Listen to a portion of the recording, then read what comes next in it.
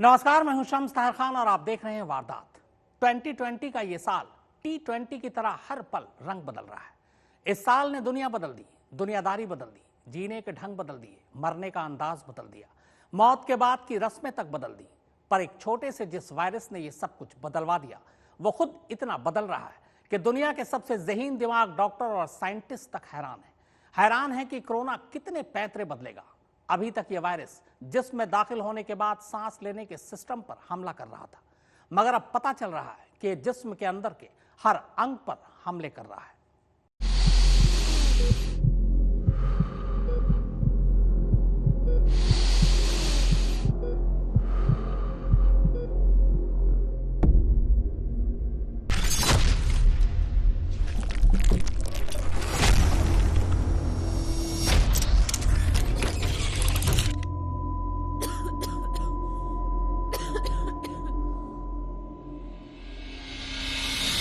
अब तक जो कोरोना वायरस मरीजों के सांस लेने के सिस्टम में दिक्कत पैदा कर रहा था, उसने अब अपनी चाल बदल ली है।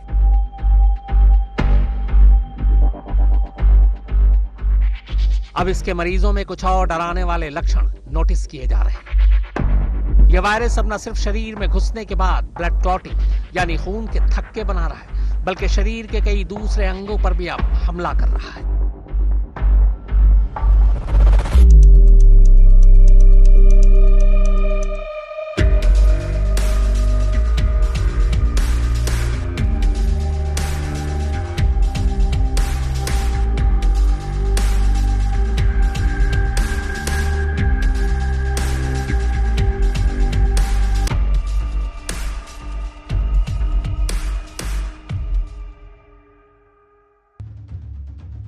न्यूयॉर्क के माउंट सिनाई हॉस्पिटल में कोरोना मरीजों के शरीर के कई हिस्सों में खून के थक्के देखे गए, तो कहीं खून गाढ़ा मिला।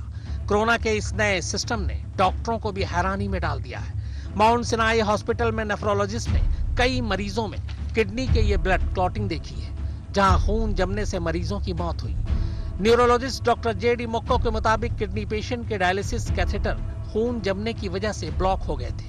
वहीं वेंटिलेटर पर रहने वाले कोविड-19 मरीजों को मॉनिटर कर रहे पल्मोनोलॉजिस्ट ने फेफड़ों में खून की भारी कमी देखी, जबकि न्यूरोसर्जन ने कोविड-19 पॉजिटिव पाए जाने वाले ज्यादातर मरीजों के मामले में ब्रेन में ब्लड का थक्का देखा। अब तक कोविड-19 को सांस से जुड़ी बीमारी माना जा रहा था, लेकिन अब ब्रेन स्ट्रोक के शिकार मरीजों में भी कोरोना वायरस का संक्रमण दिखाई दे रहा है। हाल ही में ब्रेन स्ट्रोक का शिकार हुआ एक युवक कोरोना संक्रमित पाया गया था। इसी तरह 32 मरीजों को दिल का दौरा पड़ा, जिनमें आधे से ज्यादा कोरोना पॉजिटिव थे। इन मामलों के सामने आने के बाद डॉक्टरों का कहना है कि कोरोना वायरस अब सिर्फ फेफड़ों को नुकसान पहुंचाने तक सीमित नहीं है, बल्कि सिर से लेकर पैर तक ये शरीर के हर अंग पर रिएक्शन करने का मादा रखता है। अब तक सामने आए मामलों में इस बात की पुष्टि हुई है कि यह वायरस दिमाग को भी प्रभावित कर रहा है। कई मरीजों में सिरदर्द की वजह से दिमाग में सूजन देखी गई, जिससे मरीज ने बोलने की क्षमता तक खो दी। इतना ही नहीं, इस वायरस से पीड़ित मरीजों के सेंसेस यानी इंद्रियों पर भी असर पड़ रहा है। जैसे कि सबको पता है कि कोरोना वायरस एक वैश्विक महामारी के तौर पे उभरी है और ये बीमारी बहुत नई है, इसलिए डेली नए रिसर्च आ रहे हैं। पहले ये कहा गया कि ये प्राइमरी लंग इन्फेक्शन है और लोगों ने उसको उस हिसाब से ट्रीट किया। अब नए रिसर्च के मुताबिक ये कहा गया है कि ये लंग को इफेक्ट करने के अलावा ये ब्लड वेसल्स को इफेक्ट करता है, चाहे वो लंग हो या और भी मेजर ऑर्गन हो, और ये थ्रोम्बो एम्बोलिक डिजीज है जिसमें ब्लड वेसल्स को इफेक्ट करते हुए ये थ्रोम्बोसिस और एम्बोलिज्म के चांसेस को बढ़ाता है। अटलांटा के एमोरी विश्वविद्यालय के स्वास्थ्य विभाग में critical care surgeon doctor Craig Coopersmith के मुताबिक अस्पताल में थक्का रोधी मशीन पर रखने के बावजूद मरीजों में खून के थक्के बनना बंद नहीं हो रहे, और ऐसे मामले शहर के दूसरे अस्पतालों में इलाज करा रहे करीब 40% कोरोना मरीजों में भी देखने गए। ऐसा लग रहा है मानो कोरोना के वायरस ने अपने आप को बदल लिया है और अब ये म्यूटेंट वायरस अलग अलग रिएक्शन दिखा रहा है। कुछ मरीजों की मौत के बाद पोस्टमार्टम रिपोर्ट में फेफड़ों में सैकड़ों माइक्रोक्लॉट्स पाए गए। बड़े आकार के खून के थक्के बनने से इन्हें ब्रेन या हार्ट पर स्ट्रोक पड़ा था। कि जो लोग उम्र दराज हैं या जिन लोगों को एक से ज़्यादा कोमॉर्बिडिटीज़ जैसे कि डायबिटीज़, हाइपरटेंशन, लिवर डिजीज़ या फिर लंग डिजीज़ या फिर कैंसर हो, उनमें इन्फेक्शन को एक्वायर करने का और अगर इन्फेक्शन हो जाए तो उसके सीवियर या फिर क्रिटिकल फॉर्म को इलनेस को डेवलप करने के चांसेस ज़्यादा होते हैं। तो मुझे लगता है कि जिन लोगों में ये थ्रोम्बोएम्बोलिक फिनोमेना होता है उनमें जो है सीवियर फॉर्म ऑफ डिजीज ज़्यादा होते हैं, उनको आईसीयू एडमिशन की ज़्यादा ज़रूरत होती है, उनको वेंटिलेटर्स की ज़्यादा ज़रूरत होती है और इन सब उपायों के बावजूद उनमें डेथ रेट्स बहुत ज़्यादा देखा गया है। कोरोना वायरस की इस बदलती हुई चाल को समझने के लिए आपको सबसे पहले ब्लड क्लॉटिंग को समझना होगा। विज्ञान की जुबान में इसे हीमोस्टेटिस कहते हैं। दरअसल जब आपको कोई चोट लगती है और खून शरीर से बाहर निकल आता है, तब कुछ देर बाद खुद ब खुद उस जगह पर खून के थक्के जम जाते हैं। यह खून को रोकने का कुदरती तरीका है जो खून को जेल में बदल देता है।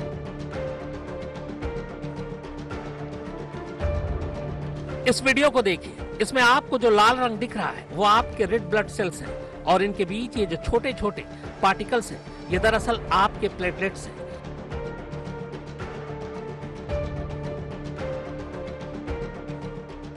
तो होता यह है कि जब खून आपके जिस्म में बह रहा होता है और आपको कोई चोट लग जाए तो बाहर निकलने लगता है और तब ये प्लेटलेट्स एक्टिवेट हो जाते हैं, जिसकी वजह से उस खास जगह पर ब्लड क्लॉटिंग हो जाती है और फिर चोट ठीक होने के बाद आगे चलकर खुद ब खुद खून का बहाव पहले जैसे हो जाता है।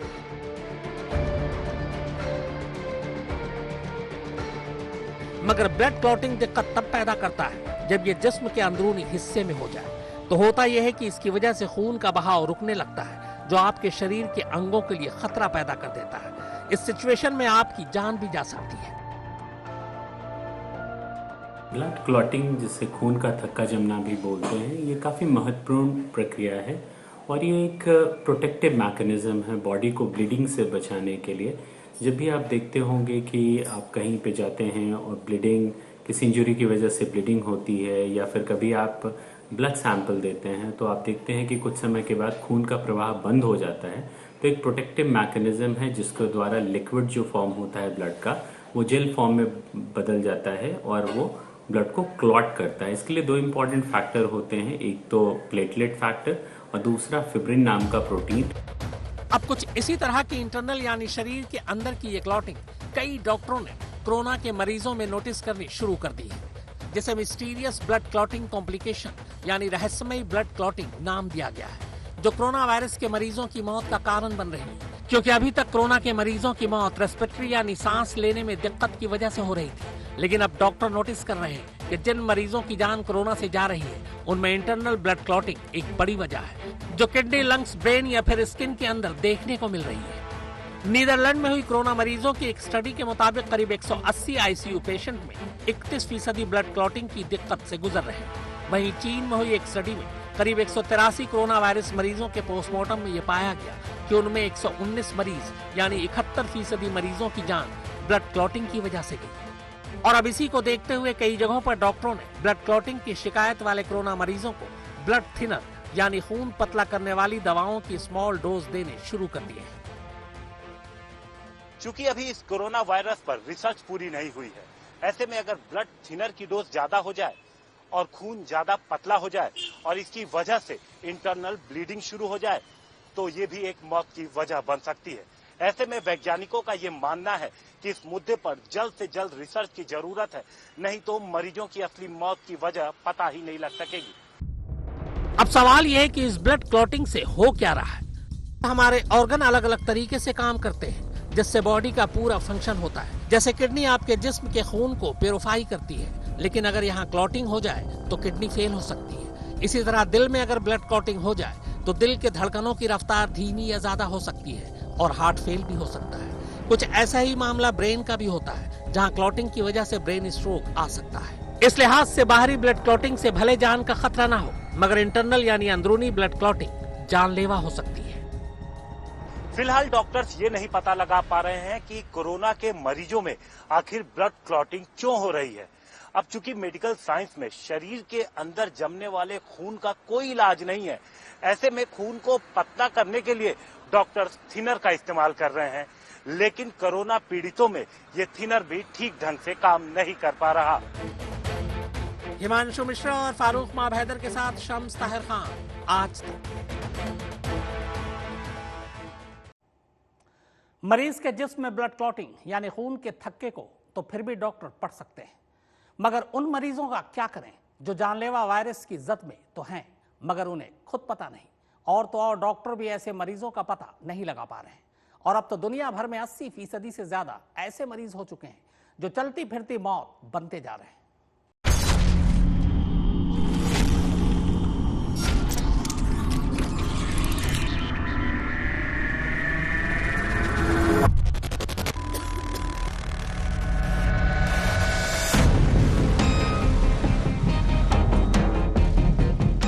न सर्दी, न खांसी, न बुखार, न गला खराब और न ही सांस लेने में कुछ तकलीफ,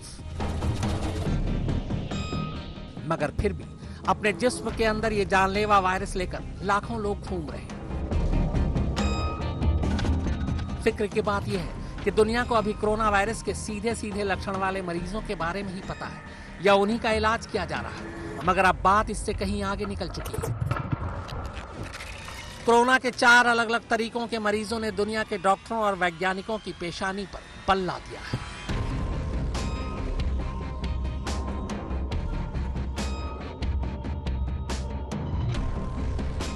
सबसे पहले तो यह समझिए कि सिम्टोमेटिक या सिम्टम्स क्या है। आसान जुबान में सिम्टम्स को लक्षण कहते हैं। जैसे कोरोना वायरस की बात करें तो बुखार, खांसी, गला खराब या सांस लेने में तकलीफ जैसी चीजें कोरोना के सिम्टम हैं। और फिलहाल बड़े पैमाने पर इन्हीं लक्षणों वाले मरीजों की टेस्टिंग हो रही है। मगर कोरोना की कहानी यहीं खत्म नहीं होती। कोरोना के 4 अलग अलग तरीकों के मरीजों में अलग अलग लक्षण पाए जा रहे हैं, जिनमें सबसे ज्यादा खतरनाक हैं वो मरीज जिन्हें खुद को नहीं पता कि वो कोरोना की जद में है, और ऐसे लोग कहलाते हैं साइलेंट स्प्रेडर।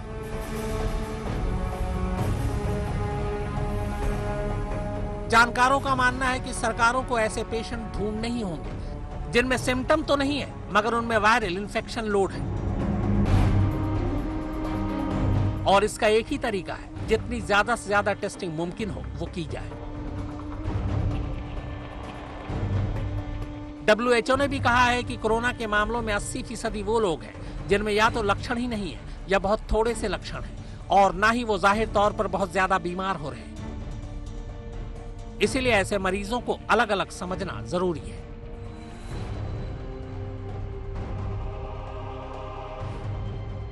सिम्टोमेटिक यानी वो मरीज जिनमें कोरोना के लक्षण जैसे सर्दी, खांसी और बुखार है। प्री सिम्टोमेटिक यानी वो मरीज जो आज तो ठीक है मगर थोड़े दिनों बाद उनमें लक्षण दिखने लगेंगे। एटिपिकल सिम्टोमेटिक यानी वो मरीज जिनमें बहुत ही माइल्ड सिम्टम्स हैं, जिन्हें बुखार नहीं है, सिर्फ खांसी है और लक्षण आ रहे हैं और जा रहे हैं। और फिर आता है एसिम्टोमेटिक यानी वो मरीज जिनमें कोरोना के कोई लक्षण नहीं होते मगर फिर भी वो कोरोना संक्रमित होते हैं। अब अंदाजा लगाइए, भारत जैसे देश में जहां सिम्टोमेटिक मरीजों को ही डील करना मुश्किल हो रहा है, वहां इन अलग अलग तरीकों के कोरोना मरीजों की पहचान कैसे होगी। अब तक देश में हुई टेस्टिंग की बात करें तो वो बहुत ज्यादा नहीं हुई है, और टेस्टिंग का जो तरीका हम अपना रहे हैं उससे इन अलग अलग सिम्टम्स वाले मरीजों का पता लगाना लगभग नामुमकिन है। आइए आपको बताते हैं कि भारत में कोरोना की टेस्टिंग किस तरह से हो रही है।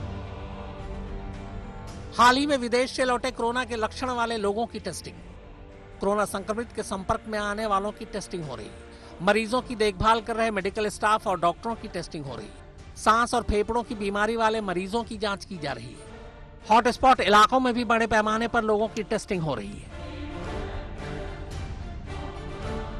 अब आपको यहां यह समझना होगा कि जिस तरह से देश में कोरोना का इन्फेक्शन बढ़ता जा रहा है, ऐसे में साइलेंट स्प्रेडर जैसे प्री सिम्टोमेटिक, एटिपिकल सिम्टोमेटिक या एसिम्टोमेटिक मरीजों को खोज निकालना भारत की आबादी के हिसाब से दूर की कौड़ी है। लिहाजा सरकार टेस्टिंग के मामले में उन लोगों पर ज्यादा फोकस कर रही है जो बुजुर्ग हैं, क्योंकि बुजुर्गों की इम्यूनिटी कमजोर होती है और उनके इस इन्फेक्शन के शिकार होने के सबसे ज्यादा चांसेस होते हैं। WHO यानी वर्ल्ड हेल्थ ऑर्गेनाइजेशन के मुताबिक अगर 100 लोगों को कोरोना इन्फेक्शन होता है तो बहुत मुमकिन है कि उनमें से 80 लोगों में इसके लक्षण न पाए जाएं। और यही साइलेंट स्प्रेडर बहुत तेजी से अपने आसपास के लोगों को संक्रमित कर रहे हैं। इसीलिए सरकारों को उनकी मॉनिटरिंग करने की जरूरत है, मगर ये होगी कैसे? जानकारों का कहना है कि सबसे पहले तो हॉटस्पॉट में डोर टू डोर टेस्टिंग हो और दवा या वैक्सीन बनने तक जितना ज्यादा मुमकिन हो लोग मास्क लगाएं और सोशल डिस्टेंसिंग का ख्याल रखें, जो हमारे देश में लॉकडाउन से ही मुमकिन हो सकता है।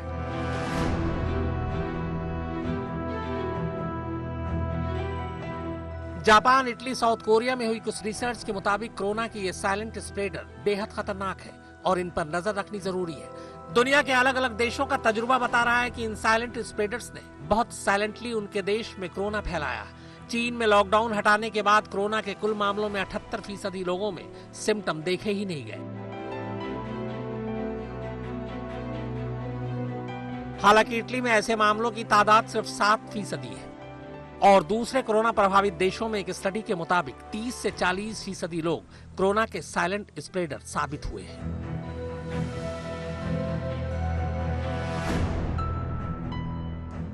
दरअसल कोरोना को लेकर रोजाना नई स्टडी सामने आ रही है। शुरुआत में ये कहा जा रहा था कि जिन लोगों को तेज बुखार है, सर में दर्द है, खांसी है, ऐसे लोग जो है वो डॉक्टर के पास जाए और अपना टेस्ट कराए, और ऐसे लोगों को ज्यादातर लोगों को कोरोना का जो टेस्ट था वो पॉजिटिव आ रहा था। तो जाहिर तौर पर ये चिंता बढ़ रही थी और इससे फैल भी जो है वो ज्यादा लोगों में रहा था। जो हमने देखा करीब करीब 30,000 से ज्यादा केसेस पूरे अगर भारत की बात करें तो हो गए हैं।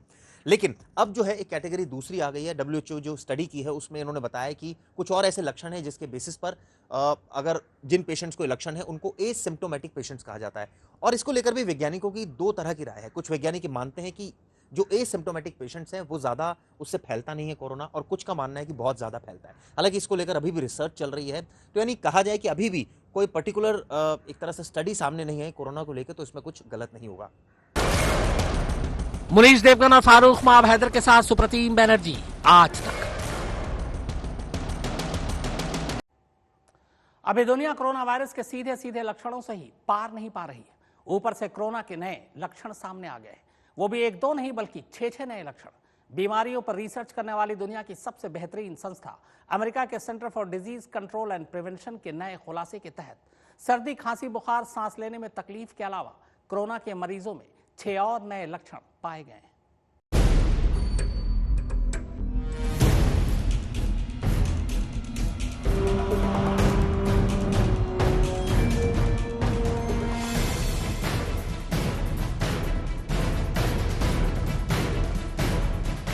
अमेरिका के centre for disease control and prevention यानी CDC ने कोरोना मरीजों के 6 नए लक्षणों का खुलासा कर दुनिया भर को परेशानी में डाल दिया है। CDC ने हाल ही में कोरोना सिम्टम्स की अपनी लिस्ट में बदलाव किया है। यह बदलाव इसलिए अहम है क्योंकि अब WHO और CDC की सिम्टम्स की लिस्ट में फर्क आ गया है। अभी तक कहा जाता था कि कोविड-19 के मोटा मोटी 3 लक्षण हैं, बुखार, खांसी और सांस लेने में तकलीफ, मगर अब CDC ने इन लक्षणों में कुछ और लक्षण जोड़ दिए हैं।